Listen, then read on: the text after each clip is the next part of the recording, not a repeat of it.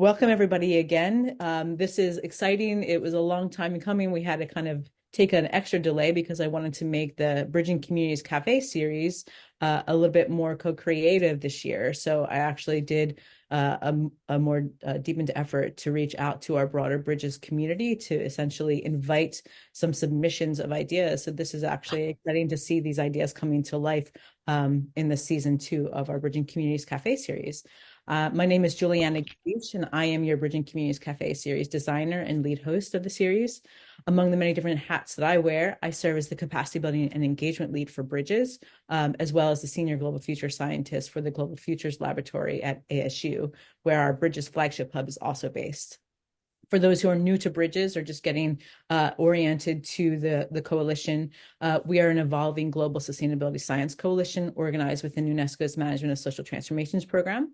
As a humanities-led, transdisciplinary, boundary-connecting coalition, Bridges promotes transformative collaborations and connections across the arts, humanities, social sciences, and natural sciences in partnership with diverse communities, cultures, and knowledges around the world. And this Café series is a signature program initiative that we started really as a capacity building engagement mechanism for bringing our community more together and to help catalyze different action initiatives, ideally through this community and the wonderful work that you all are doing out in the world.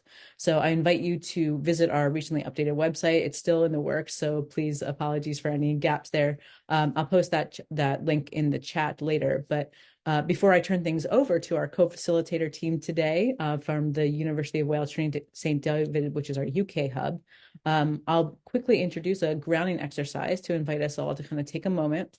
Since this is our special leap day of the year, which only comes once every 4 years, I thought it would be nice for us to kind of take a pause and to acknowledge someone just in your minds. You don't have to write in the chat or speak up or anything, but think of someone or something that you were grateful for today on this special leap year day. And then one thing that you hope will come to pass by the 4 years until our next leap year day. So I'm going to just take a moment to pause, orient ourselves in the space, think about those things and that gratitude, and then we'll get started.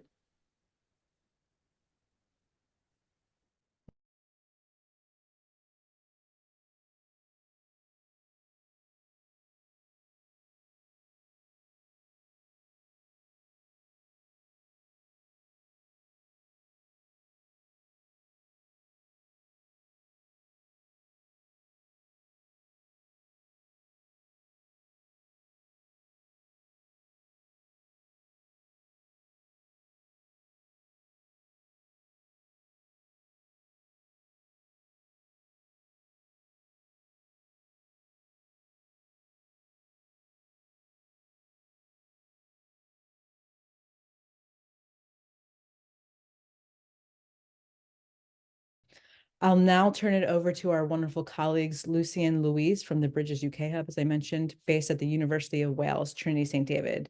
They'll introduce themselves and our wonderful topic of discussion today. So Lucy and Louise. Hi, everyone.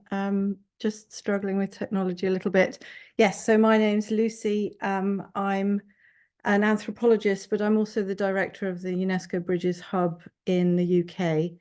And that's based in Wales, which I think see quite a few people are from Wales today as well.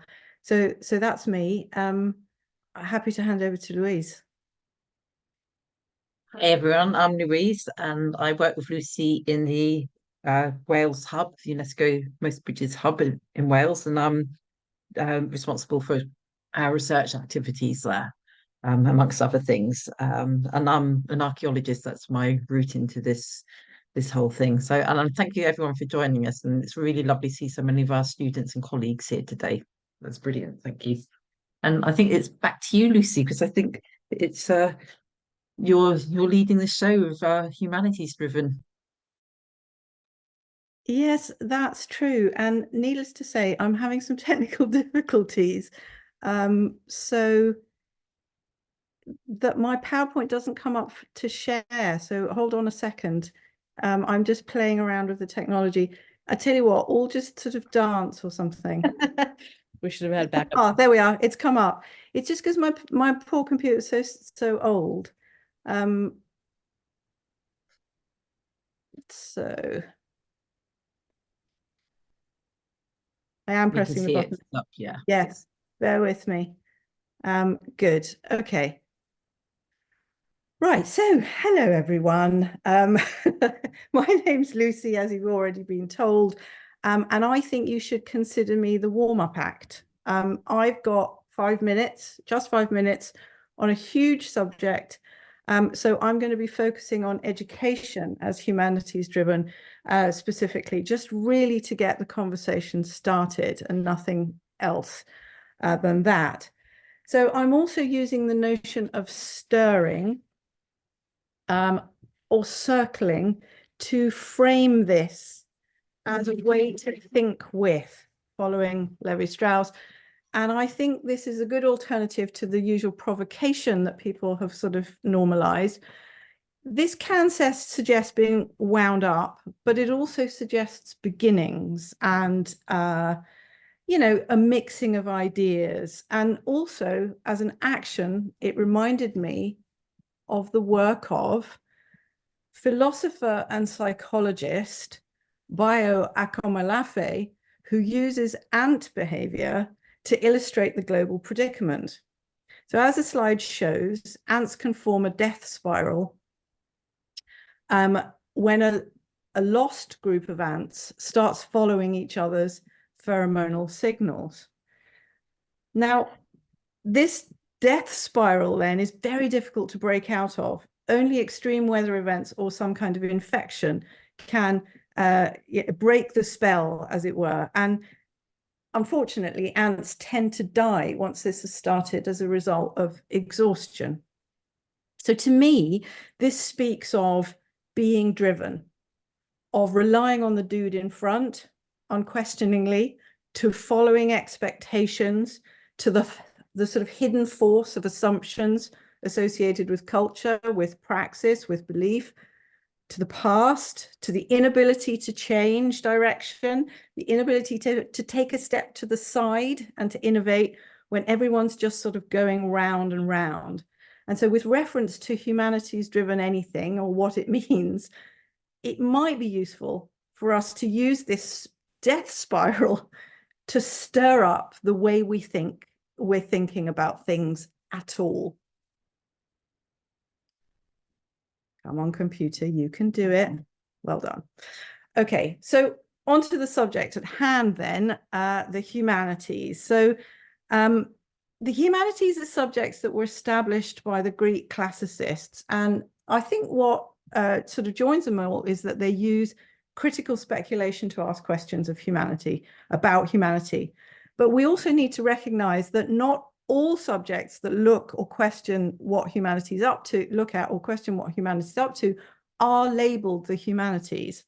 So they don't fit into the category. And examples of that are, for example, psychology or business management or behavioral studies.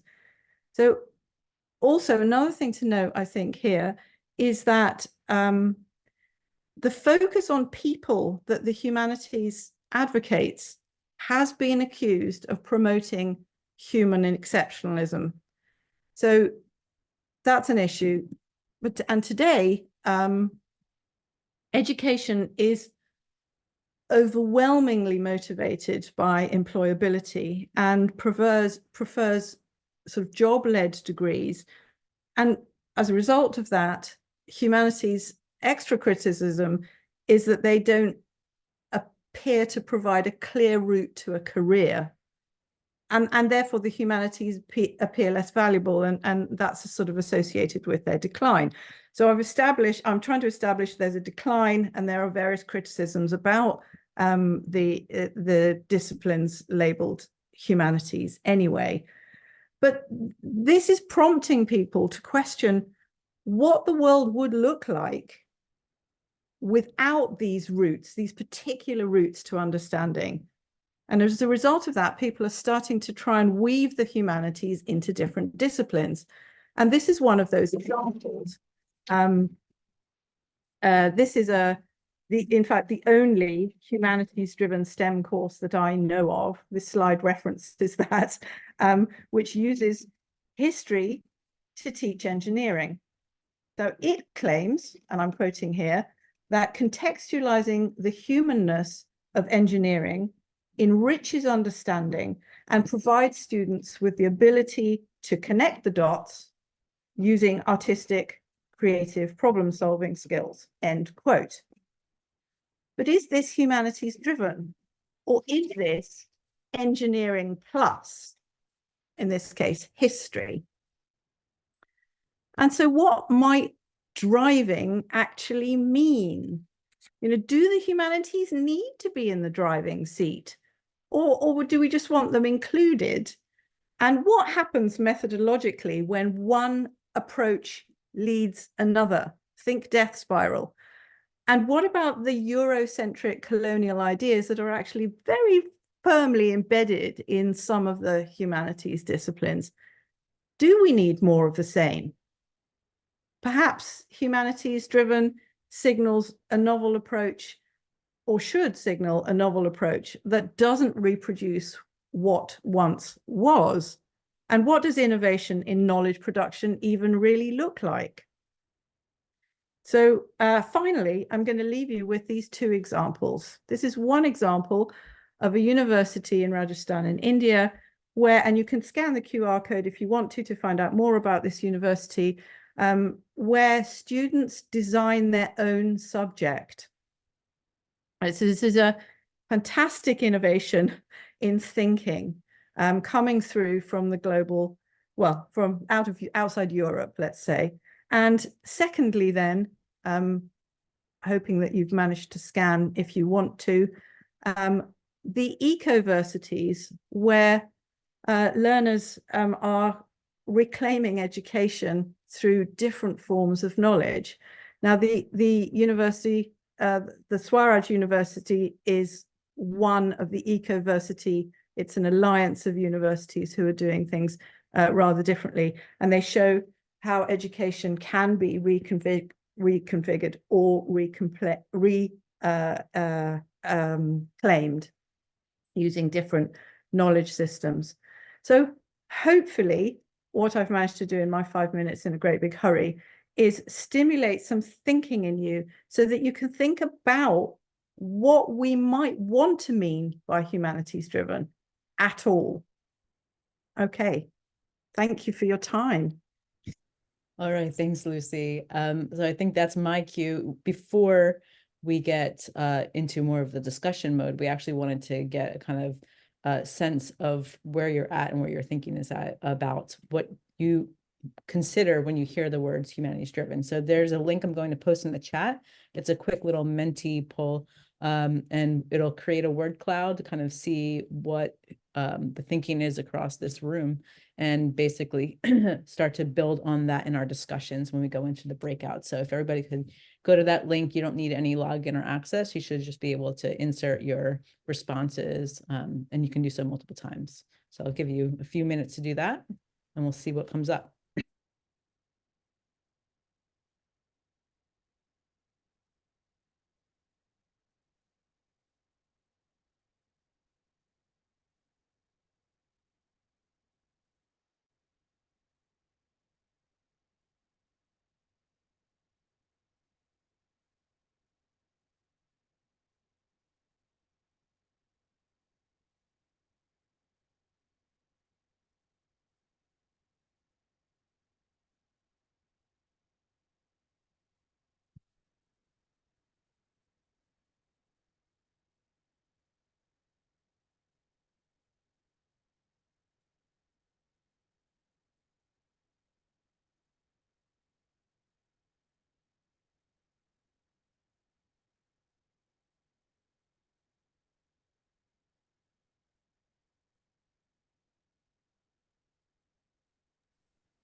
Some interesting ones so far.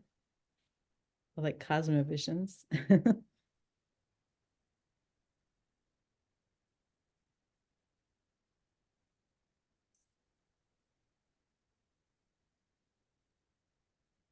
I'll start to read some of these out as they're coming in. Values-based, novelty thinking, transdisciplinarity, qualitative, human-centered, values over economics, care, people, historical, listening, values, sorry, classics. They're moving around.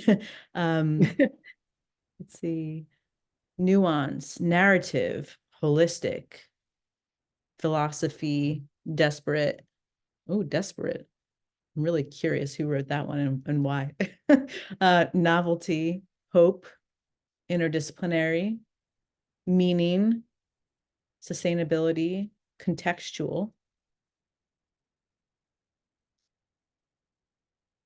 meaning fusty. I'll definitely need a clarification on that one if anybody's willing. Contra to ecocentric. Oh, interesting. Anthropological, ethical, emotional intelligence, metaphor, critical thinking, root causes, justice, beliefs, new world views. Some great ones here. Mindsets, cultures, a lot of grounding here.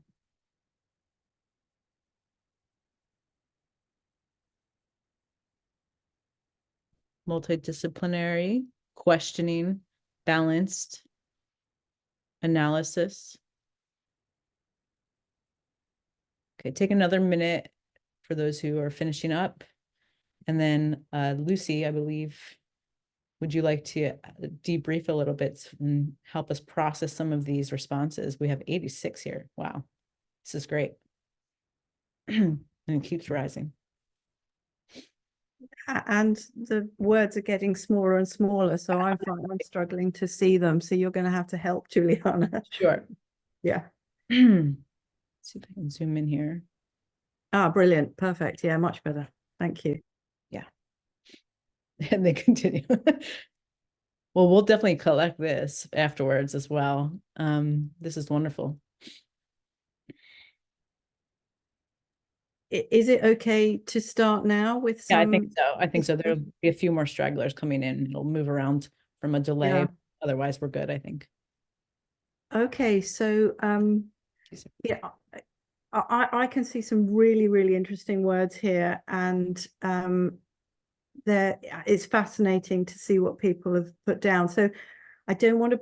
I could pick a word and try and find out who wrote it. But on the other hand, is there anybody here who would like to explain the words that they've chosen?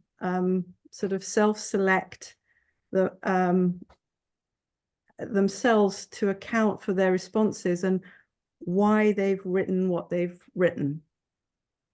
Is there anybody? If I can't see whether you're putting hands up or not. I don't mind sharing, Lucy, if you like. Fantastic. Is that sounds like Rebecca to me? Is that Yeah, Rebecca? it's me. Yeah. Hi, Rebecca. Great. Thank you. So my first one was values. That's the one, that came straight to me that I didn't really have to think about. That's what I would put straight away.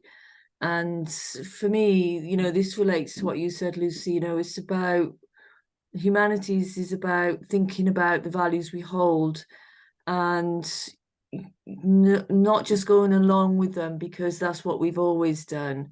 To try and think about whether the values we hold are plausible ones, how they relate to the real world as well, and also which ones we want to endorse. For me, the values we hold is partly a choice, partly not, but humanities explores all these different elements, I think, of what it means to be a human with values, and how those values relate to the real world, whether good or bad.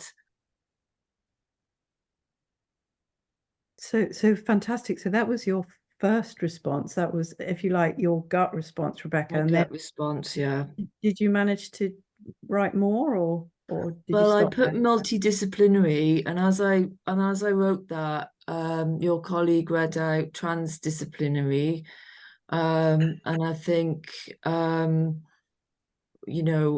get the transdisciplinary thing as well as the multidisciplinary thing. For me, it's about humanities used to be about, I suppose, working in our silos to a large extent. And then there was quite a change to a multidisciplinary element, which I think was much more plausible. But I think now people realize that, we have to go beyond that really and think about real world scenarios and work outside the discipline as well. There has to be an element of praxis. And that's where I see, to a large extent, the transdisciplinary element coming to the fore, if you like. But the multidisciplinary element, that's what we're doing today, I suppose, in many ways, working together, thinking about new ideas. Yeah, lovely. Thank you. We have Kenneth, I believe. Is it Kenneth Nassar Malar? Yes. Yeah, Nassar. Yes. Yeah, go ahead. Okay. Yeah. So I wrote. Just 1 second, please. I wrote root causes. Mm. Okay. Yes, because I believe that the humanities are helpful in digging into the root causes of challenges, whether local or global. And this is important today, given the fact that a lot of attempts to address global challenges, notably the climate crisis, seem to be either pretending to or actually ignoring the root causes of the crisis. And so we go about maybe doing some kind of window dressing. And I think that the humanities gives us the tools, but also the courage to point to the elephants in the room, to say, yeah, we know what the problem is. We know that it is more of the capitalocene than the anthropocene. So I think the humanities is helpful in this regard, that it helps us to look into these root causes, including historical colonial injustices and practices of extractivism, which are at the very core of what is happening today and is likely to happen again for many years to come. And I think the humanities are very helpful in doing this. Of course, we know that the main actors in the field won't or often do not want us to go this way, but we can never actually fully address an issue without knowing what it is, where it comes from, so that we avoid repeating the same errors in the future, now and in the future. Thanks, Nassar. I mean, the way you're talking, it makes it sound as if the humanities disciplines are all very forward thinking. Do you think that's true? No, I think they're looking, they're both hindsighted and foresighted. And that's why I talk about root causes. Yeah, because to get to root causes, very often we get back to history. And that's why I was quoting, for example, colonial historical injustices and their connection with extractivism and how they have caused the climate crisis. But of course, the humanities are also foresighted in the sense that they can also prepare us or help us to prepare to deal with uncertainty and to navigate uncertainty and create or construct the kinds of futures that we want. Okay, thank you. Before I go to Saskia, because I can see Saskia's got her hand up, which is amazing. Technology is working.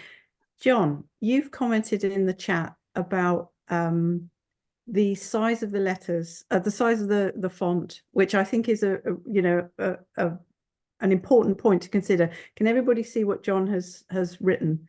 I think it suggests that everybody's got a very different understanding, despite the fact that, as you say, John, some of these words are quite similar, synonyms, and could be linked together. Do you want to just explain a little bit more why you put that comment in the chat?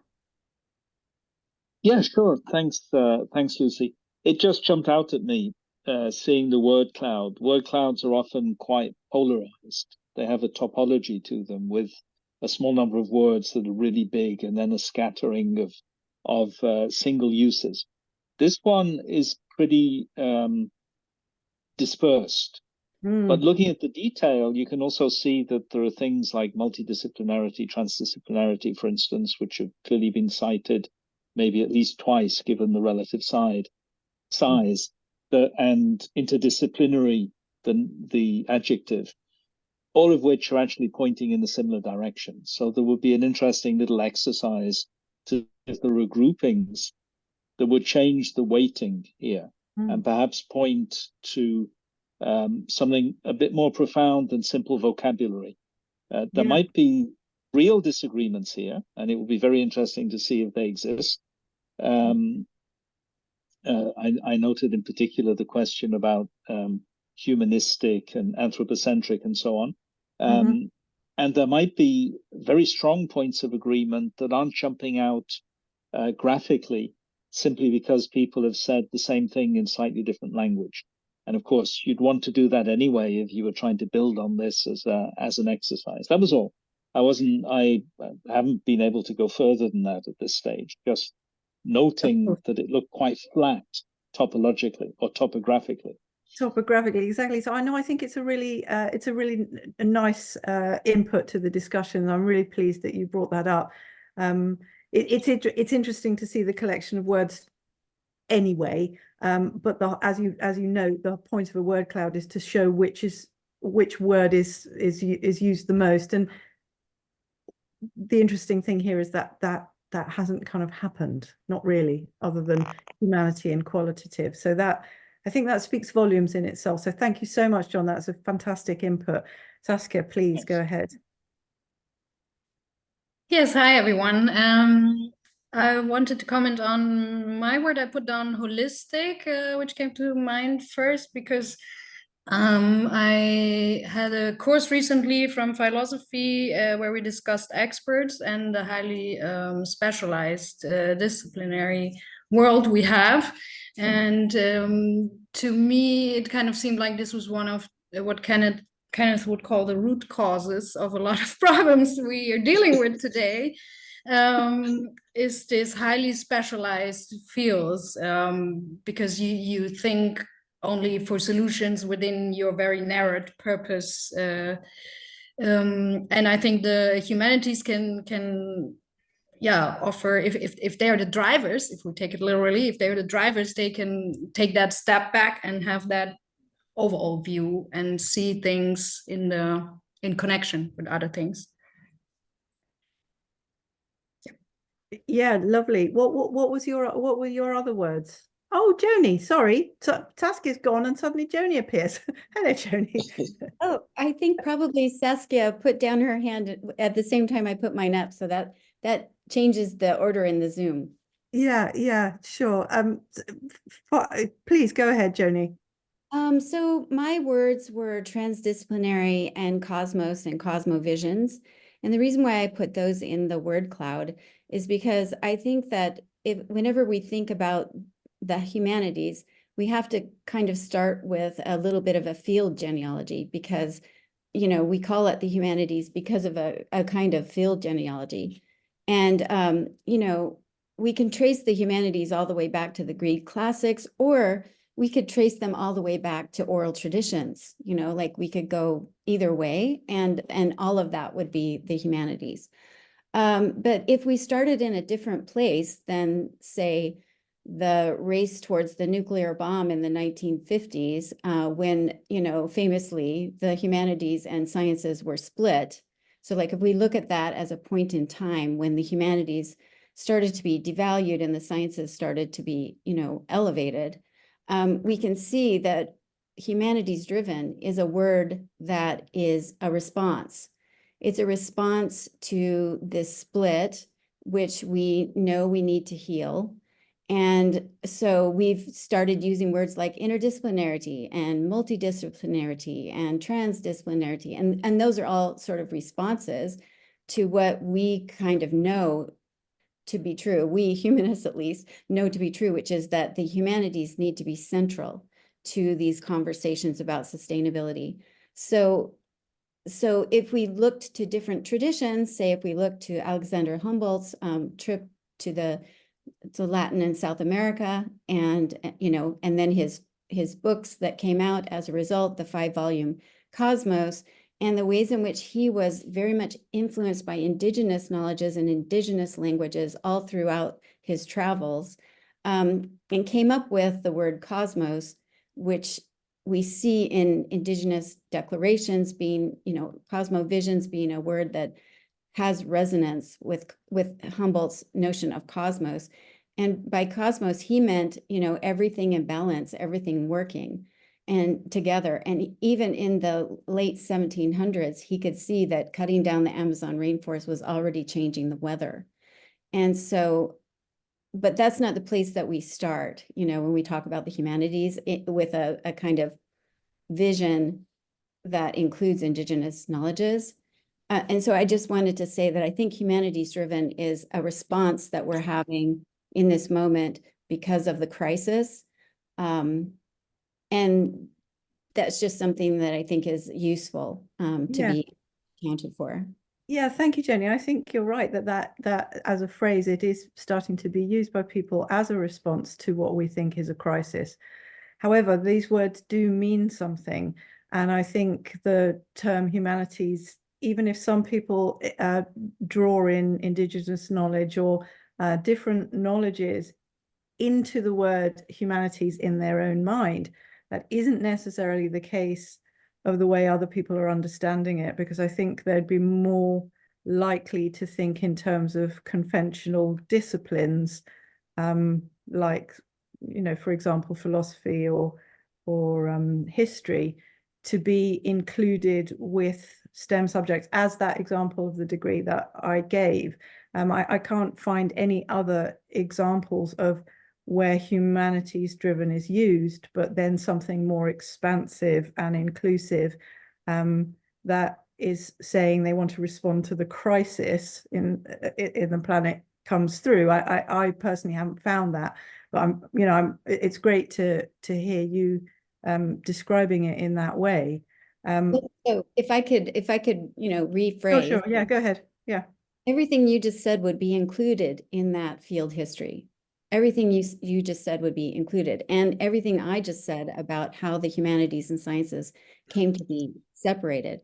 And so I just think that when we're talking about the humanities, we just need to sort of keep in mind that there's a whole sort of field history. Yeah, okay, thank you. That's important input. Thank you very much. How are we doing for timekeepers? Do we need to go into the breakout rooms? Yeah, so I'm afraid we're going to send you through the ether, everyone, into a breakout room. So yes, this is Juliana's going to do the technology, but I'm going to set you all a task, please. So we're going to randomly split you up. I hope it is going to be random. We don't all end up as usual suspects in the same rooms together. And we're just going to take about 10 minutes just to sort of tease out this sort of humanities-driven rather than humanities. So we've got an idea now from a word cloud what we think humanities are. But thinking about humanities-driven, what does this mean for research or education, different methodologies to be driven by the humanities? And specifically, what changes if we make things humanities-driven? So working with other disciplines, but with humanities either driving us in an ever-decreasing spiral like those poor ants, or driving us to better things. And what is the potential of humanities-driven? So that's it. What changes when we put humanities in the driving seat? So that's really the question. And yeah, we're going to send you out randomly for 10 minutes and then come back and we'll see what we come up with, and hopefully we'll have the answer and we'll be able to go off and write a really good paper based on this. So Juliana, could you separate us out, please, and I will send do us that all now. off into our various rooms? And I'll post those questions again in the chat, so don't worry about it if you didn't catch it. Feel free to jump into, we're just doing this automatically, so should be about 4 people to a room. Okay.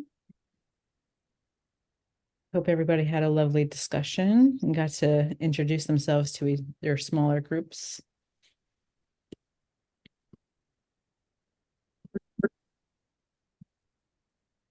Yay, we're all back. How are we all? Coming back. Good. Good, great.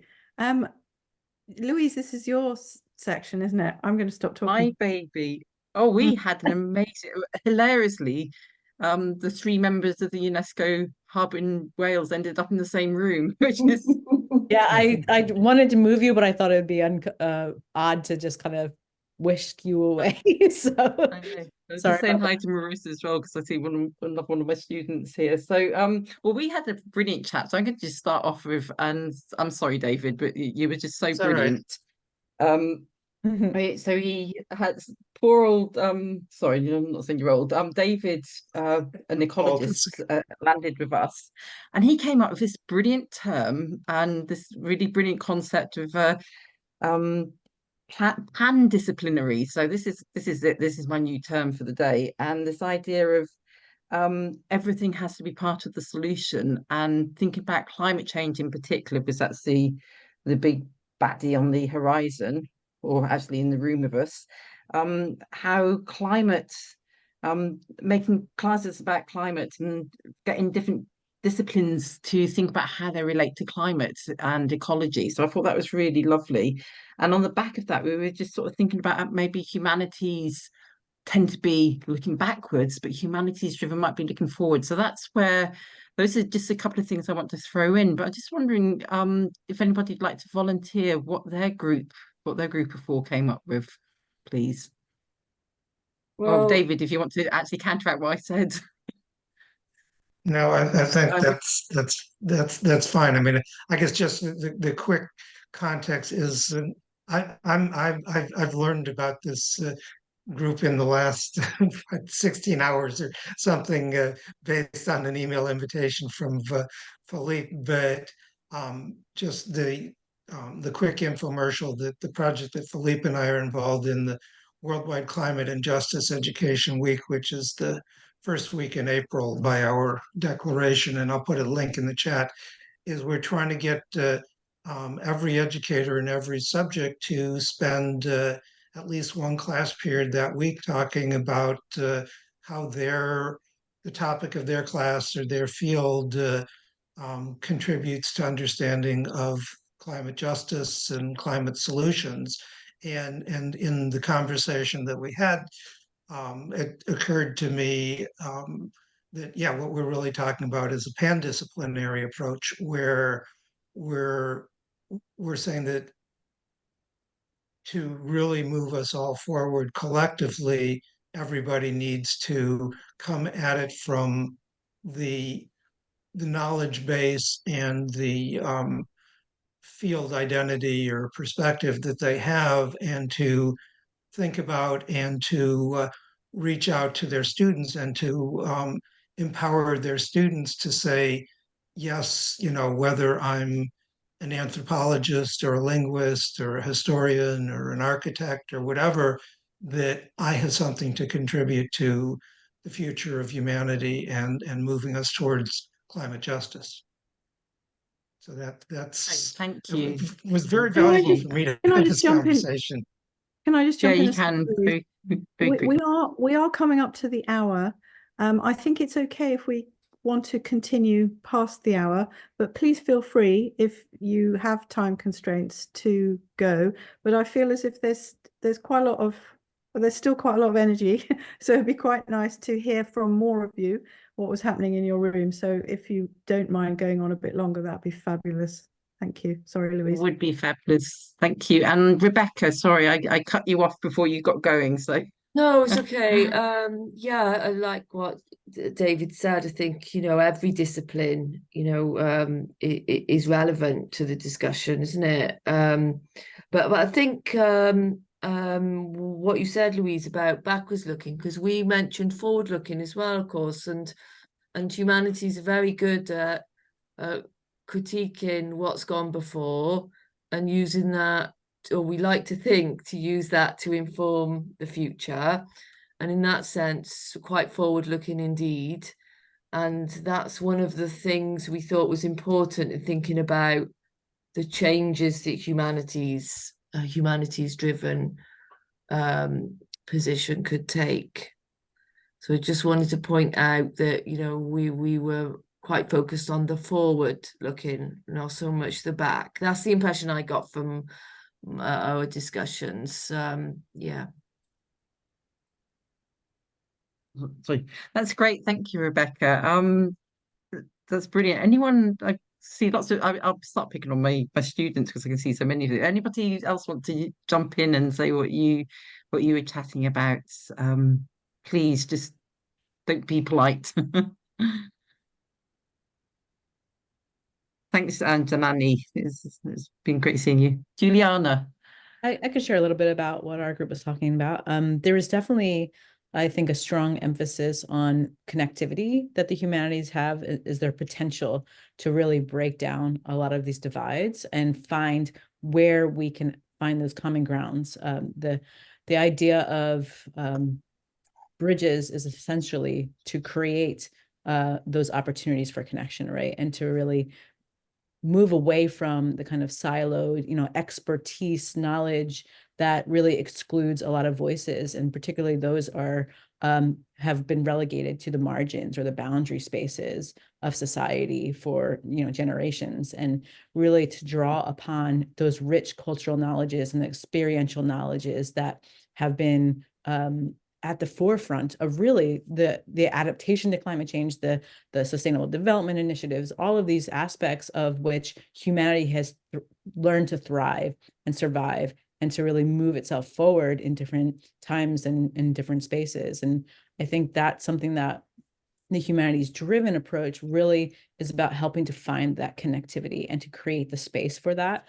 And it brings and a lot of our group was talking about sort of that potential for transformation, for that change to really be possible. You really need to find those linkages, and to really be willing to draw upon that wider wealth of knowledge and that diversity that is often left to the wayside. And I think that that's something that is often lost in academia. So when we're thinking about it from like a research or education perspective, how are we actually drawing this towards more of the application, towards that kind of action initiative? And that's something that I think that we're really trying to work towards ourselves through Bridges. And I think that's part of the rich potential that the humanities-driven approach really brings to the table. How can we start to actually move us forward in that direction of really taking action and making a difference and creating that kind of not just individual or perspective change, but really the deeper level systems and structural change that's necessary for things like climate action. Great, thank you, Juliana. I see 2 hands up. It's Lucy and Rebecca. So the rest of you better start chatting, otherwise these 2 will dominate it. Go on, Lucy. I will definitely dominate. So sorry. Yeah, so I really agree with everything that you said, Juliana, and also I'm interested in some of the people are thinking to the future. When the humanities themselves really focus on the past, and they drag tradition and knowledge from a particular Eurocentric tradition through. And so I wonder then why we're falling into the trap of using humanities as a moniker, as a signal to everybody about doing something differently. So to me, it sort of speaks of a sense of insecurity about the humanities disciplines being left behind. Whereas actually what we're all seem to be sort of agreeing at this point is that some of what the humanities do is fantastic, perhaps the methods and the approaches and the values, but a lot of it doesn't attend to what we want education or research to be able to do from today into whatever the future looks like. So should it be humanity-driven rather than humanities? Because that speaks to a discipline. And so we had a bit of a thing about, oh, we don't like the word discipline, because discipline sounds like something else entirely, right? Yeah, right. So here I am trying to stir again. That's my role in this, the stirrer. Yeah. Thank you for stirring. And I'm just going to pass back to Rebecca because your hand's up. And then please somebody else put a hand up, otherwise we'll get Lucy back again. Well, sorry, Lucy. Just going back to Lucy's point now, because I feel like I should say something about that, is that, yeah, it does seem like it's quite hard for humanities, isn't it? Because we're resource strapped as well. So although we would like to have new courses, new ways of thinking. I was just thinking of some of my colleagues in India. They got a fabulous course in critical animal studies and in the English department. And I was just like, oh, I wish we had that here. And it's so interdisciplinary, and they're going to go out and do stuff. And And anyway, I can't ever see that happening here, but you know, that's a different discussion. Sorry.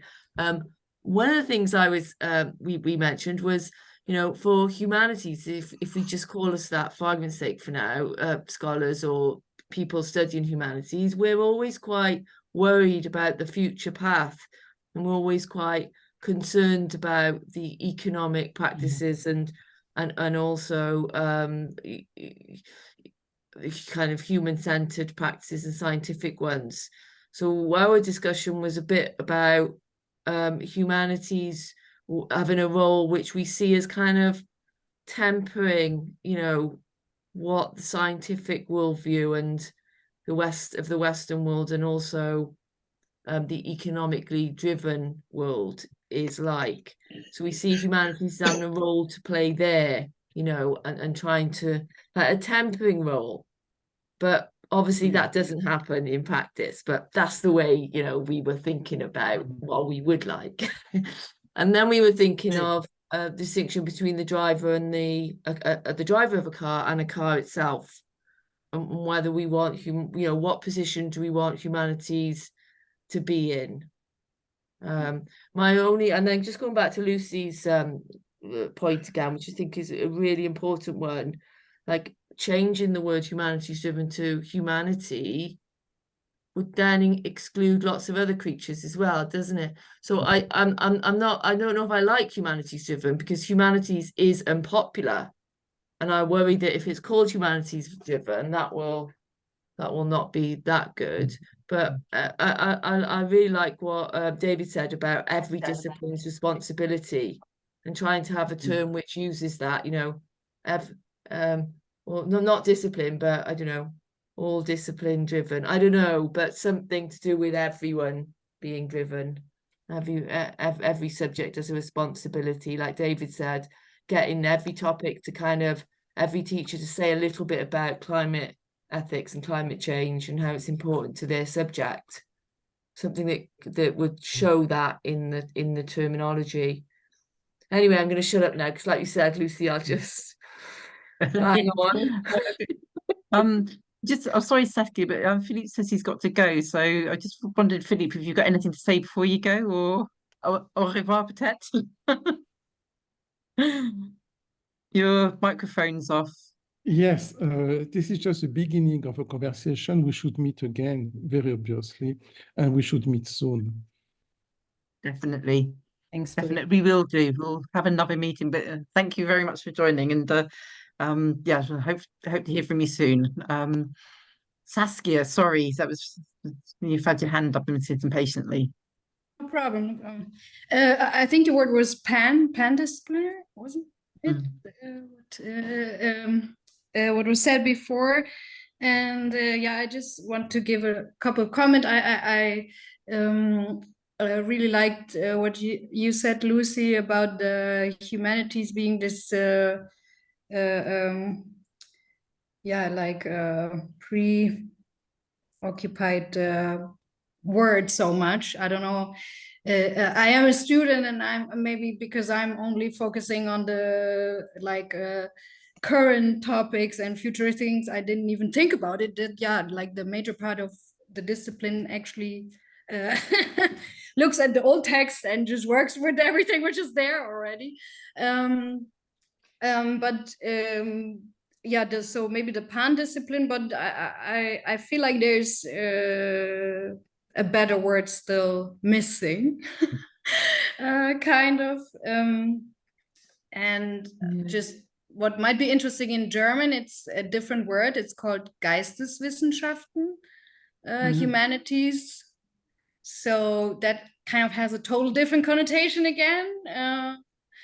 Yeah, and just because someone made this comment before as well, with like that we need more of like the information within the different disciplines. I've attended the summer school last year, and there was a lovely presentation by designers from Stavanger University, and they are implementing right now, as far as I know, a bachelor level course in climate emergency studies for the discipline.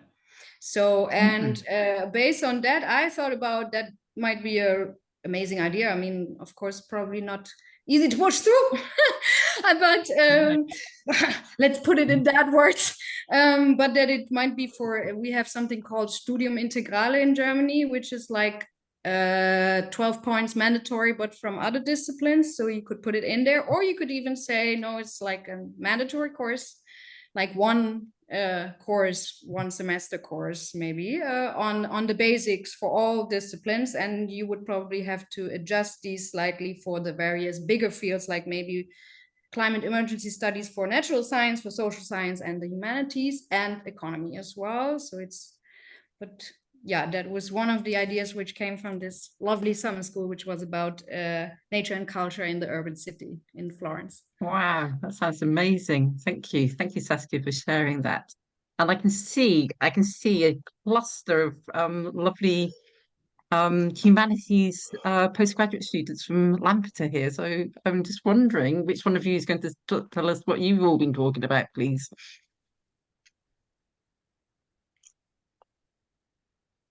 No pressure. You've scared them. You've scared them all. They're all dropping I away. haven't. No way will I have scared mine. We were okay. We would talk. Well, first of all, we wanted to know where was the road leading. If it's in the driving seat, where's it going? But we journey was, well, we talked about the importance of making things relatable, and this is for us as what humanities was. It was making things relatable to real people's lives, whether it is picking up on your interdisciplinary ideas, whether it is a science subject or anything. It has to actually have an effect on real people's lives. So Janani was talking about some agriculture programs that she, I don't know if she was involved in them or she just knows about them, but she was talking about that and how the science of the agriculture program is only valuable because it has an impact on people and on their on their practice. And then Joni was talking how in Arizona they are actually making progress. She says it's very slow, but progress is being made. Definite progress to bring humanities more to the forefront of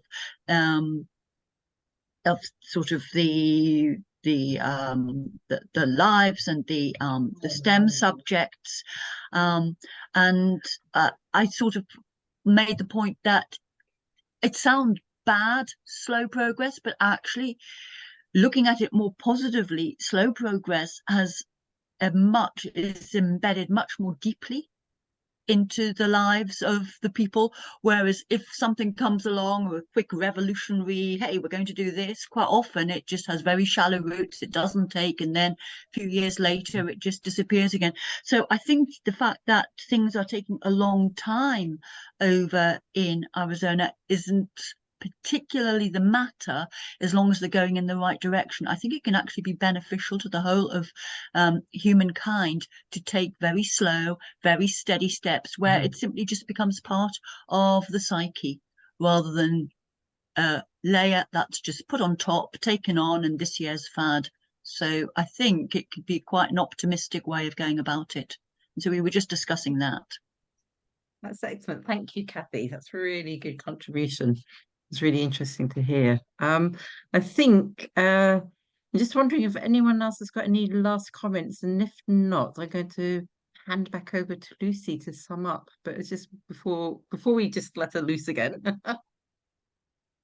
Sorry, has anyone else got anything they want to add, please? You know, I think we've had some really brilliant comments and conversation, and I'm so glad that so many of you joined us. But you know, just Yes, maybe I can share something. Oh, go on, Jin. Yeah.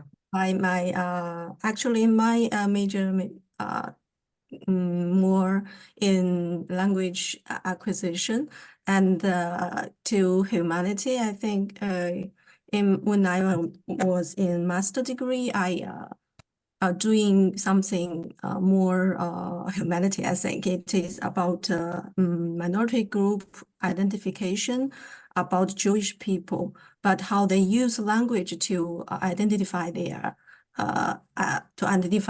minority group.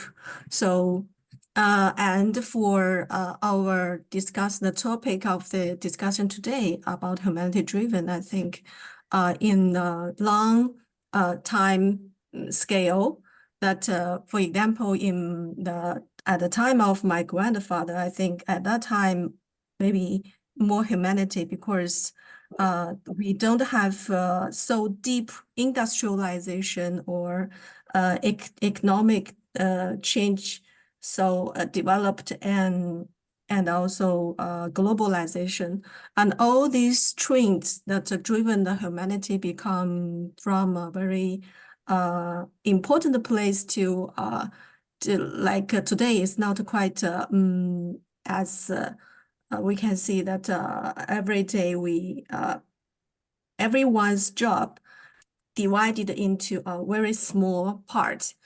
If, for example, in a factory or in the ancient time or years before, maybe this one worker can understand the whole process of the procedure of one thing. But now, every person, they just responsible for a tiny thing, very tiny thing. So that is of the industrialization. But for the humanities, that is not a humanity. That is a machine, and the people was used like a machine, right? There's no human. So we are driven by I think humanity was driven by people's desire of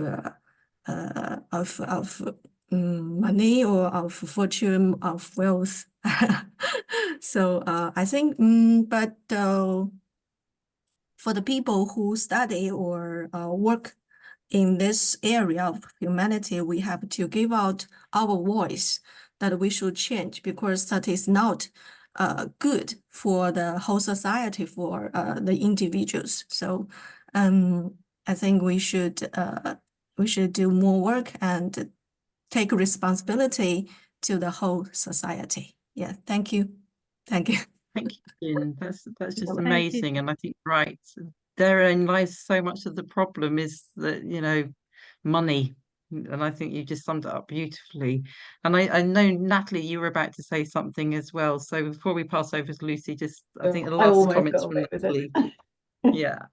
So I was in a group with Philippe and with Matt, and we were talking about how we've moved ever more towards measuring things numerically and chasing faster results and more efficient results and a perfect result, and that humanities is the opposite of that. So rather than driving, almost putting the brakes on to ask the big questions that maths isn't asking.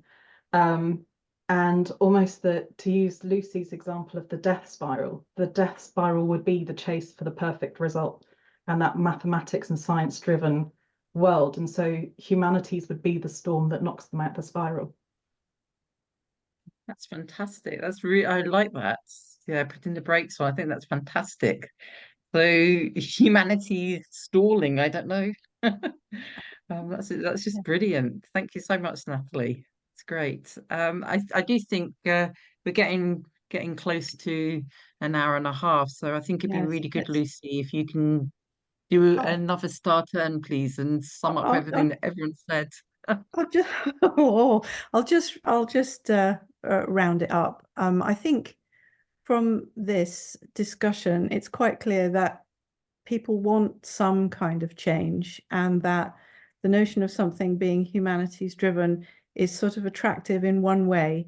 And yet when you really drill down into it, there are a lot of problems or issues to really get to grips with and understand and perhaps resolve if we carry on using it as a catch-all for we're doing something different. It may not be as successful as we imagine as a kind of signpost for a new direction to get out of the death spiral. But it might be too. There's obviously a lot that people value about the humanities, and there's a sense that humanity needs a big change. We need to change things. So I think this conversation needs to keep going. I think we should, find another way to approach this. And I personally would welcome any of you to contact us with any of your insights from this, or just that randomly happen when you're in the bath or wherever you are. That's where my inspiration comes, from the bath. Yeah, so that we can actually work out the direction that would be genuinely useful, and move away perhaps from some of the insecurities that I think are currently associated with the notion of the humanities. So thank you so much to everyone who came and for all of your input. And I hope this has been as valuable to you as a discussion as it has been, I think, for us organisers. And yes, let's do it again. Yeah, it's just been brilliant. Thank you, everyone. And it's been so lovely seeing such a mixed bunch of people. And thank you in particular to all our wonderful students who joined us, because I think it's really good, because you are the future of where this is all going. So that's great. Yes, and thank you, Louise. Thank you, Juliana, for your organisation. As always, you are wonderful colleagues to collaborate with and to host these cafes. So thank you so much. Just a quick note, I put in the chat my contact information if you wanted to follow up on. I'm sure Lucy and Louise can share their own, as well as just mark the date. Our next cafe is going to be taking place on March 28th. So more details to come in the next couple of weeks, but follow us on LinkedIn or stay tuned to your emails, and we'll be sure to reach out and share that information. All right. Thanks, everybody. Wonderful conversation. Okay. Thank you. Bye-bye. Bye-bye, Juliana. Thank you. Bye-bye. Thanks, everyone. Thanks, everybody. Bye-bye. Bye, everyone. Bye. Nice talking to you. Bye.